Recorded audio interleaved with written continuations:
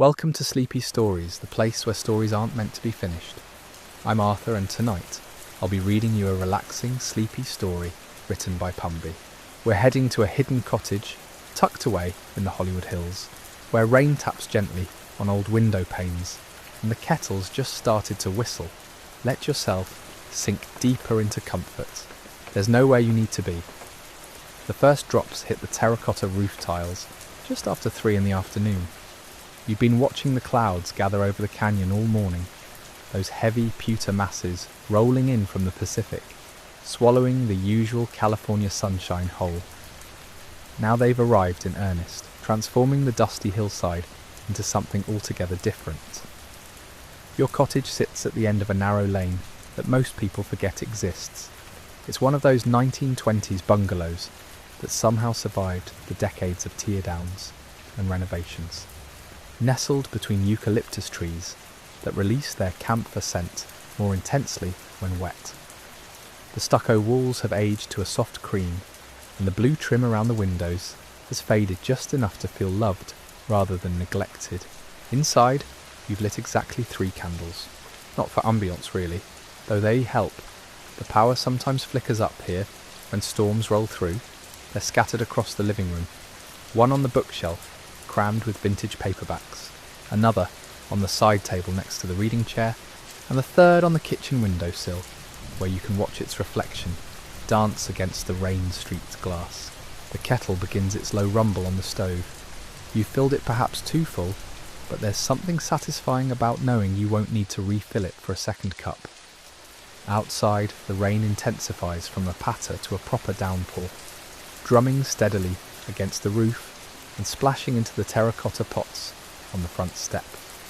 You reach for the tea tin on the second shelf. It's older than you are, decorated with faded illustrations of English gardens that seem particularly fitting right now. Inside, loose Earl Grey releases its bergamot perfume the moment you open the lid. The scent mingles with the rain-freshened air coming through the slightly open kitchen window. While the water heats, you pull down your favourite teapot. It's nothing special. Cream-coloured ceramic with a hairline crack running down one side that you've been monitoring for years. It hasn't grown. You've decided it never will. Into the pot goes a generous spoonful of tea leaves, maybe slightly more than necessary, but who's measuring on an afternoon like this? The rain has settled into a rhythm now, that steady sound that makes everything else in the world feel distant and unimportant. Through the window above the sink, you can barely make out the outline of the city below, its usual sharp edges softened and blurred. The Hollywood sign has disappeared completely into the mist. The kettle's whistle starts low and builds. You pull it from the heat just as it reaches full cry. That brief moment of urgency in an otherwise unhurried afternoon. Steam rises as you pour the water over the waiting tea leaves, watching them swirl and unfurl in their private dance. The bergamot scent strengthens, filling the small kitchen. 4 minutes. That's how long you'll let it steep. You've learned this through trial and error, through 2 weak cups and bitter ones, until you found the timing that feels just right. While you wait, you move to the living room window and watch the rain trace paths down the glass. A hummingbird appears at the feeder hanging from the eaves, seemingly unbothered by the weather. It hovers there, iridescent green even in the grey light, taking its time. You've always admired that about them, their complete commitment to the present moment, rain or shine. The timer on your phone barely makes a sound, but you've been watching the minutes count down anyway. Back in the kitchen, you pour the tea through a small strainer into a cup that's slightly too large. It's white with a delicate gold rim that's mostly worn away from years of dishwashers, despite the label that probably said otherwise. The tea is the perfect colour, deep amber with reddish undertones. You've set out a small plate with what's left of the lemon cake you baked 2 days ago. It's still good, maybe even better now that it's had time to settle into itself. The crumb is tender and the glaze has soaked in just enough. Next to it, a few shortbread cookies from the tin you keep meaning to refill. Carrying everything to the reading chair feels like a small ceremony. The chair itself is overstuffed and upholstered in fabric that was probably fashionable sometime in the 70s. A muted olive green that works surprisingly well with the cottage's warm wood tones. You've positioned it perfectly over the years, angled toward both the fireplace and the window. The first sip of tea is always the best. Hot enough to feel it travel down, floral and slightly astringent, with that distinctive Earl Grey character that never gets old. You cradle the cup in both hands, letting the warmth seep into your palms. Rain continues its percussion on the roof, occasionally gusting against the windows when the wind picks up. You can hear it in the trees too, rustling through the eucalyptus leaves and dripping from branch to branch. Somewhere down the hill, a car passes, its tyres hissing on the wet pavement, but the sound is muffled and far away. The afternoon light, what little filters through the clouds, has taken on that particular quality unique to rainy days, soft and directionless, erasing shadows. Your cottage feels like it's wrapped in cotton wool, insulated from everything beyond these walls. You break off a corner of the lemon cake. The flavour is subtle, more about the texture and the gentle sweetness than anything bold. It pairs well with the tea, each enhancing the other without competing. This is the art of the afternoon. Not rushing, not multitasking, just being present with simple things done well. The candle on the bookshelf flickers slightly in a draught you can't quite locate. Welcome to Sleepy Stories, the place where stories aren't meant to be finished. I'm Arthur, and tonight I'll be reading you a relaxing, sleepy story written by Pumby. We're settling into a cosy cottage on a rainy afternoon, where time moves slowly and simple pleasures take centre stage. Let yourself sink deeper into comfort as we continue this peaceful journey. Take a slow breath, and let's return to that quiet afternoon. The candle on the bookshelf flickers slightly in a draught you can't quite locate. You make a mental note to check the window seals again when the weather clears, but it's the kind of note that will likely dissolve into the general atmosphere of things that can wait. For now, the small flame creates dancing shadows across the book spines, and that's enough. Your tea has cooled to the ideal drinking temperature. Not lukewarm, but no longer scalding. You can take proper sips now, instead of careful ones. The bergamot has mellowed, integrating with the black tea base into something rounder, more complete. Outside, the rain shifts patterns. What was steady becomes sporadic, then returns to a gentle drumming. Weather here in the hills has its own logic, its own rhythms that you've stopped trying to predict. A book sits on the side table where you left it yesterday. You pick it up, feeling the weight of it, the cloth cover soft under your fingers. It's a collection of essays about ordinary things, moths, apple varieties, the history of hedgerows, the kind of writing that meanders purposefully, in no rush to make its point. You open to where the bookmark rests, a pressed flower from last spring that you'd forgotten about until now. Its colour has faded to pale lavender, translucent and delicate. The essay discusses stone walls, specifically the dry stone walls that crisscross the countryside in certain regions. The author describes the skill required to stack stones without mortar, how each rock must be chosen for its particular shape, how the whole structure relies on balance and careful placement. You've seen walls like this, admired their permanence, the way they seem to grow from the landscape itself. You read slowly, sometimes rereading a sentence just because you like the way it sounds. There's no quiz at the end, no deadline, no reason to rush through. The words settle into your mind like stones into place, each one finding its natural position. Rain continues outside, providing a soundtrack that requires nothing from you. Between paragraphs, you notice small things. A spider has built a web in the upper corner of the window, so fine you can barely see it, except where tiny water droplets have collected, transforming it into a string of pearls. The floorboards creak softly as the cottage adjusts to the temperature change. Your cat, who had been sleeping in the bedroom, appears silently and jumps onto the arm of the chair, settling into a compact loaf shape. You reach out and stroke behind her ears, feeling the vibration of her purr before you hear it. She's warm and completely relaxed, her eyes closing to slits. Animals understand this kind of afternoon instinctively. They don't fight rest or feel guilty about stillness. You could learn something from that, you think. Perhaps you already are. The tea is half finished now. You consider getting up to refill the kettle, starting the process again, but decide against it. Sometimes 1 cup is exactly right, and more would dilute the experience rather than extend it. The lemon cake is gone though, and you allow yourself one of the shortbread cookies. It's buttery and crumbles perfectly, leaving a pleasant grittiness of sugar on your tongue. Your mind wanders to the garden, wondering how the newly planted lavender is handling all this rain. You'd chosen a well-draining spot specifically for days like this, mounding the soil to prevent waterlogging. The plants should be fine. They're hardier than they look, those woody stems supporting all those delicate flowers. By summer, if they establish well, you'll have your own source of that calming scent, your own purple patch visible from this very window. The thought pleases you, but you don't dwell on it. Future planning has its place, but not here, not now. This moment is about being exactly where you are, in this chair, with this tea, this book, this rain. The essay has moved on to discuss the wildlife that lives in the gaps between stones, tiny ecosystems of moss, lichen, insects, spiders, whole worlds in the crevices. You shift slightly, adjusting a cushion behind your lower back.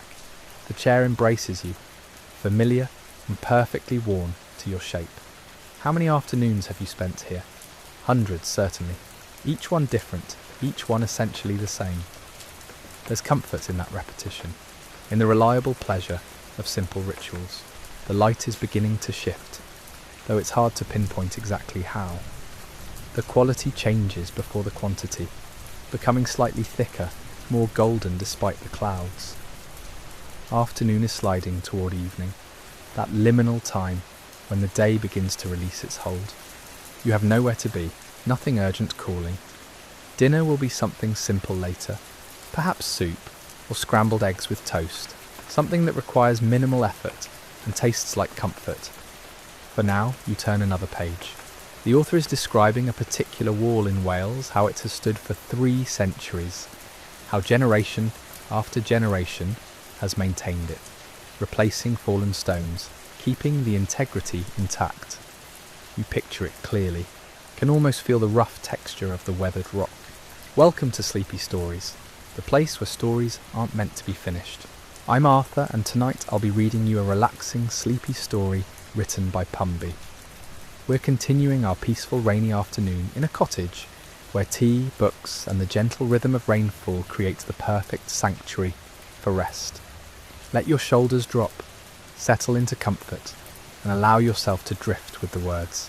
There's something about walls that endure, not the ones built quickly with modern materials, but the ones constructed stone by stone, fitted together with patience and knowledge passed down through hands that understood the land. The author describes how the builder would have selected each rock individually, turning it, testing its weight, finding the face that would lock perfectly against its neighbours. No mortar, just gravity and geometry, just understanding. The rain intensifies again, a sudden surge that sounds like applause against the windows.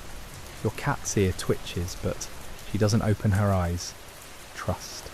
Complete surrender to the safety of this moment. You let the book rest for a second, marking your place with one finger, and simply listen. The downpour creates layers of sound, the initial impact on the roof tiles, the gurgle of water through the drain pipe, the softer patter on the lavender bushes outside, the steady drip from the gutter that needs adjusting, something you've been meaning to fix but haven't, and now you're almost glad you haven't, because that irregular rhythm has become part of the afternoon's music. Through the window you watch a bird land on the fence post, a robin, its red breast startlingly vivid against the grey backdrop. It sits there, unbothered by the rain, occasionally tilting its head as if listening to something you can't hear. Then it's gone, a quick flutter into the honeysuckle that's tangled along the fence line. Even the wildlife moves differently on days like this. less frantic, more considered. You return to the essay. The writer is exploring how walls define space, how they create boundaries that are both physical and psychological. A wall around a garden doesn't just keep sheep out, it creates a place apart, a protected zone where different rules apply. Inside the wall, cultivation; outside, wilderness. But the wall itself is neither. It's the threshold, the meeting place, the point of transformation. Your tea has gone cold. You notice but don't mind. Cold tea has its own subtle pleasure, less aromatic but somehow more honest. You take another sip anyway, feeling the lukewarm liquid slide down your throat. The cookie has left a slight residue of butter on your fingers. You brush the crumbs from your lap and they fall to the floor, where you'll deal with them later. Or not. Some things don't require immediate attention. The cottage settles around you. These old buildings are never truly silent. They breathe and shift, wood expanding and contracting, stones finding new positions after decades of pressure. A beam creaks somewhere above. The radiator ticks as it works to maintain warmth against the damp chill seeping in from outside. You've learned to interpret these sounds, to distinguish between the normal conversations of an aging structure and the noises that require investigation. This is all normal. This is the cottage being itself. Outside, the light is definitely changing now. That golden quality is deepening, becoming amber. The clouds are beginning to break up toward the west, allowing shafts of late afternoon sun to penetrate through. Where the light hits the rain, it transforms into something magical. Visible threads connecting earth to sky, each drop illuminated in its brief fall. The garden suddenly looks different, emerald green instead of grey-green, the colours saturated and intense. You shift your attention back to the book, but you've lost your exact place. It doesn't matter. You skim back a paragraph and pick up the thread. The author is now discussing how walls attract life, ferns take root in the cracks, lichens colonize the surfaces, those strange hybrid organisms that are neither plant nor fungus, but both. Spiders build webs in the angles and overhangs. Birds nest in the gaps. What begins as a simple boundary becomes a habitat, a vertical world with its own ecosystems layered from base to top. Your mind makes connections. Isn't this cottage the same? Not just shelter, but habitat. The spiders in the corners that you've stopped removing because they catch the flies. The swallows that nest under the eaves every spring. The mice that you know live in the walls, despite the cat's theoretical purpose. All coexisting, all part of the same structure that houses you. The rain is softening now, transitioning from downpour to drizzle. The change is gradual, but unmistakable. The sound on the roof becomes gentler, less insistent, quieter. You can hear individual drops now, instead of the collective roar. The afternoon is evolving, moving through its phases like a long, slow breath.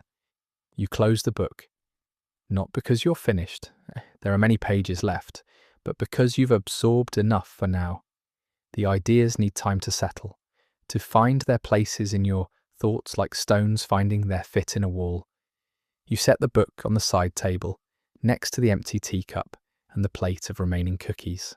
The cat stretches, extending her front legs and spreading her toes, claws briefly visible before retracting.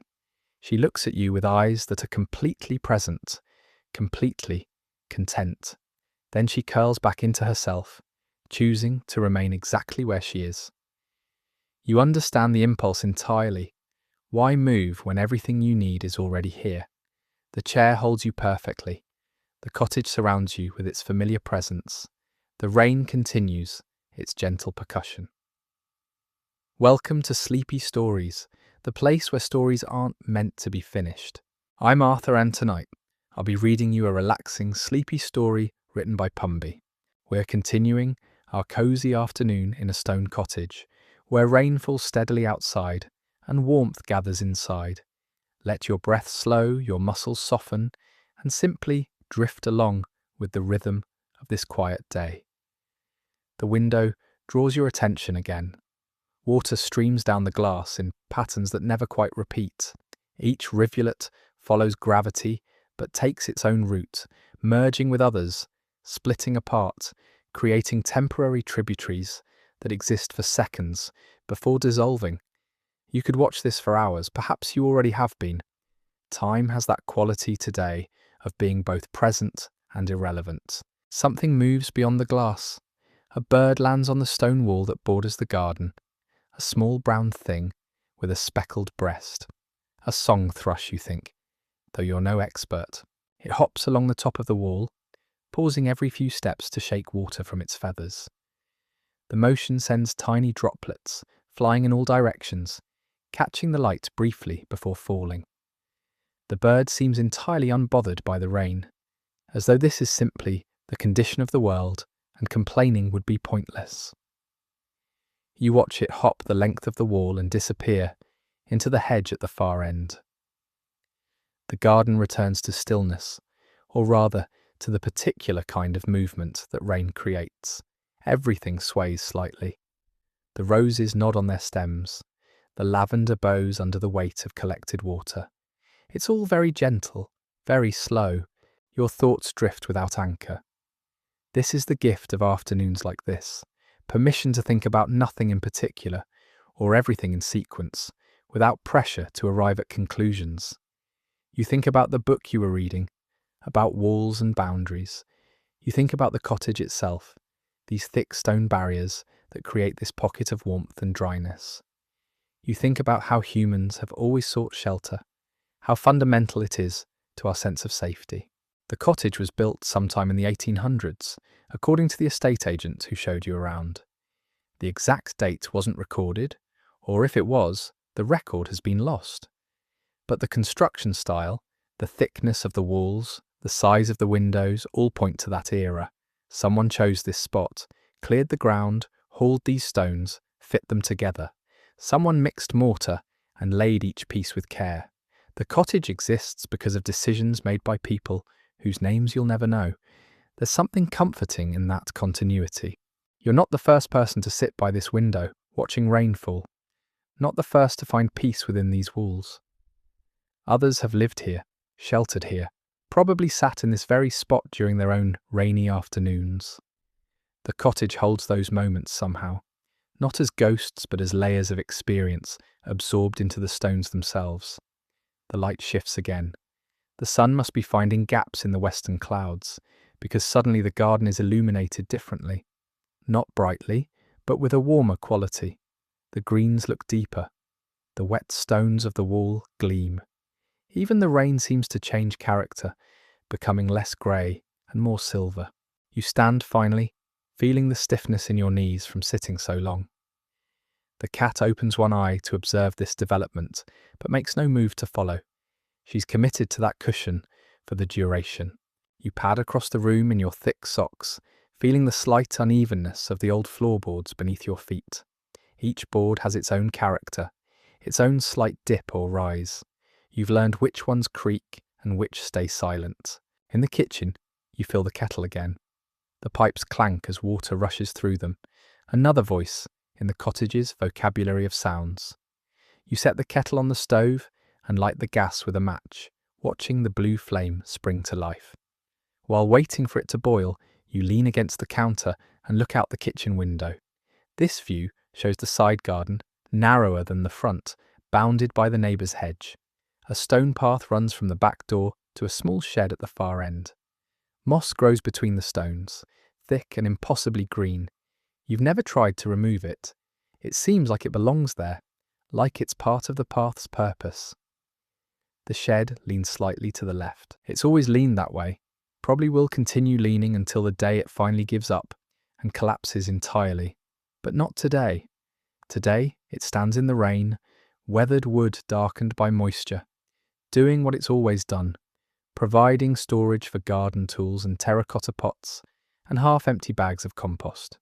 The kettle begins its quiet rumble, building toward a whistle. You prepare another cup. Same ritual, same motions. Tea bag in, water over, let it steep. The warmth rises into your face as you lean over the cup, breathing in the steam. Earl Grey again, familiar and uncomplicated.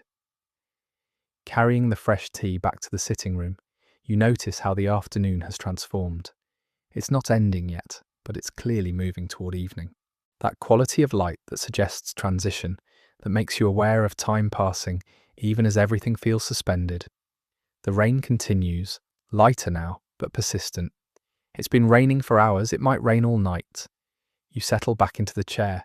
The cat hasn't moved. Your book waits on the side table, patient and ready. But you don't reach for it immediately. Instead, you hold the warm cup between your palms and simply sit, watching the garden slowly shift from afternoon into whatever comes next. Welcome to Sleepy Stories, the place where stories aren't meant to be finished. I'm Arthur, and tonight I'll be reading you a relaxing, sleepy story written by Pumby. We continue our rainy afternoon in the English countryside, settled into a cottage where time moves differently. Let your breathing slow, your shoulders drop, and allow yourself to simply drift with the rhythm of the rain. The garden settles into that strange hour between day and evening. Not quite dusk, but no longer afternoon either. The light has gone soft and indirect, coming from everywhere and nowhere at once. The rain has thinned to something barely more than mist, each drop so small it seems to float rather than fall. You sip your tea slowly, letting it cool just enough to drink comfortably. The Earl Grey tastes different somehow in this light, or perhaps it's just that you're paying more attention. The bergamot lingers on your tongue. You can taste the subtle tannins, the faint mineral quality of the water here. Through the window, a bird appears on the garden wall, a robin, plump and self-important, surveying its territory despite the dampness. It hops along the wet stone, pausing every few steps to cock its head and listen. You wonder what it hears that you cannot. Worms moving underground, perhaps. The secret life of the soil. The cat finally stirs, stretching with that liquid grace only cats possess. She extends each leg in turn, arches her back, then settles into a slightly different position. This apparently exhausts her because she immediately closes her eyes again. You reach for your book at last. The pages fall open to where you left off. The spine remembering its place, you begin to read, but the words come slowly. Your eyes move across the lines without urgency. It doesn't matter if you finish the chapter. It doesn't matter if you remember the plot. The act of reading itself is enough. The gentle movement from word to word, the quiet company of the story. Outside, the mist has thickened slightly. The far end of the garden blurs into grey. The hedge becomes indistinct. Even the apple tree seems to fade at its edges, as if the afternoon is slowly erasing it. But the wall remains solid, dark stone against pale sky. A car passes on the lane beyond the hedge. You hear it before you see it, tyres hissing on wet pavement. It appears briefly through a gap, then vanishes. The sound fades. The silence returns, deeper now for having been interrupted. Your tea grows cool. You drink the last of it anyway, preferring it at this temperature. The cup settles onto the saucer with a soft clink. Such a small sound, but it feels significant somehow. A marker of time passing. A punctuation mark in the afternoon's long sentence. The room has grown dimmer without you noticing. Not dark, but softer. The colours less insistent. The furniture recedes slightly into shadow. You could turn on a lamp, but you don't. Not yet. This in-between light suits your mood. You close your book, marking the page with a receipt you find tucked inside. Standing again, you move to the window and look out properly. The mist has brought an intimacy to the garden, drawing everything closer. The world has shrunk to just this space, this cottage, this garden, this single quiet afternoon. A leaf falls from the apple tree, spiralling down in the still air. It lands on the wet grass without sound. You watch it settle, watch it become part of the garden floor, joining all the other leaves that have fallen before it. The clock in the hall chimes. 5 soft notes, 5 o'clock then. The afternoon officially ending, though it feels like it ended long ago, or perhaps never ended at all. Perhaps this is just how afternoons are here, endless and immediate, stretching out while simultaneously standing still. You return to your chair one last time. The cushion has shaped itself to you, holding the warmth of where you've been sitting. The cat opens one eye as you settle, checking that it's still you, then sleeps again. The rain has stopped. You didn't notice exactly when. Looking out, you see the garden glistening, every surface beaded with water. The grass, the leaves, the stones, all of it shining with a quiet intensity. The light is changing again, that particular quality that comes just before evening properly begins. You breathe deeply, feeling the stillness of the cottage around you. The walls, the beams, the ancient floors, all of it holding this moment. Tomorrow you might walk into the village, you might work in the garden if it dries, you might do nothing at all. But those are tomorrow's questions.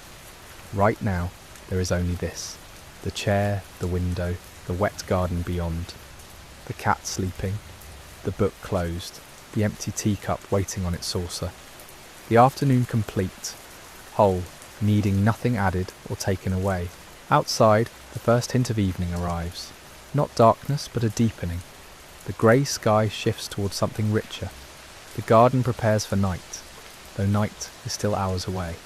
And you sit here, part of it all, watching the day transform around you while the cottage holds you safe and still, exactly where you need to be. I notice there's a significant contradiction in the instructions.